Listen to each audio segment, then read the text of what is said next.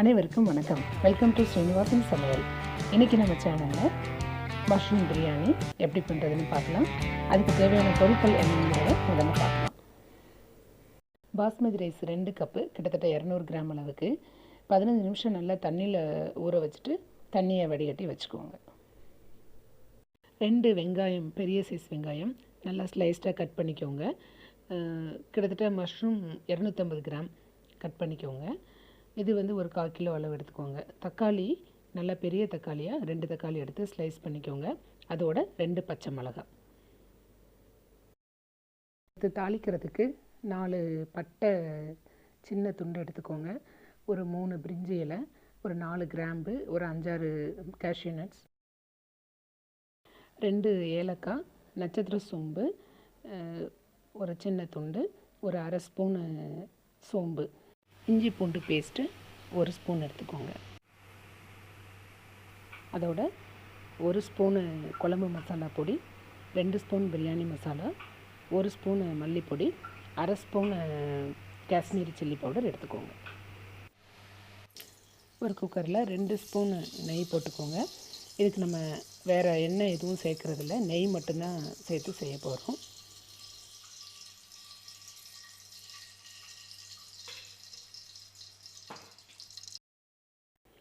நெய் நல்லா சூடானதும் அதில் 2 பிரிஞ்சி இலை, பட்டை, சோம்பு, ஏலக்காய், மிளகு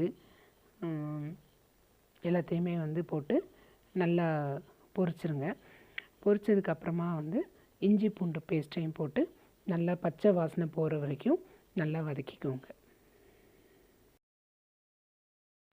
இஞ்சி பூண்டு நல்லா வதங்கினதும் கட் பண்ணி வச்சுருந்த வெங்காயத்தை போட்டு நல்லா பொன்னிறமாக வர்ற வரைக்கும் வதக்கிக்கோங்க. வெங்காயம் நல்லா வதங்கினதும் எடுத்து வச்சுருந்த 2 மிளகாயை போட்டு வதக்கிக்கோங்க. மிளகாய் நல்லா வதங்கினதுக்கப்புறமா கட் பண்ணி வச்சுருந்த தக்காளிகளை போட்டு நல்லா வதக்கிக்கோங்க. தக்காளி பச்சை வாசனை போகிற வரைக்கும் நல்லா வதங்கணும்.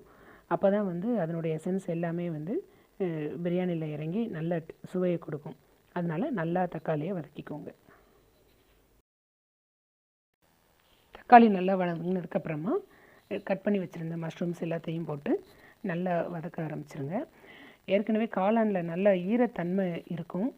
அந்த ஈரம் எல்லாமே போகிற வரைக்கும் நீங்கள் நல்லா சுருளை வதக்கணும். அப்போ தான் பிரியாணியில் இது சேர்றப்ப நல்லா இருக்கும்.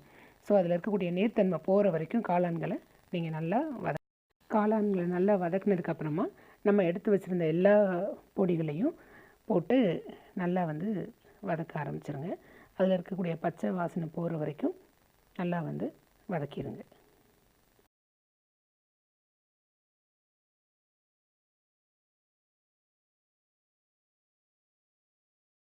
காளான் நல்லா வதங்கினதுக்கப்புறமா ஊற வச்சுருந்த அரிசியை போட்டுருங்க.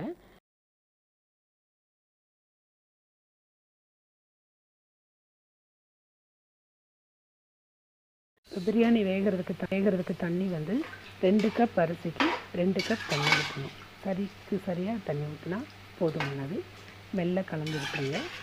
கொஞ்சம் கொதிக்கட்டும். தண்ணி ஊற்றினதுக்கப்புறமா பிரியாணிக்கு தேவையான அளவு உப்பு போட்டுருங்க.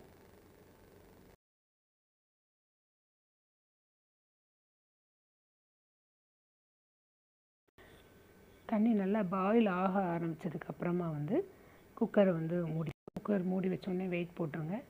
கரெக்டாக 2 விசில் வர்ற வரைக்கும் வச்சுருங்க, போதும்.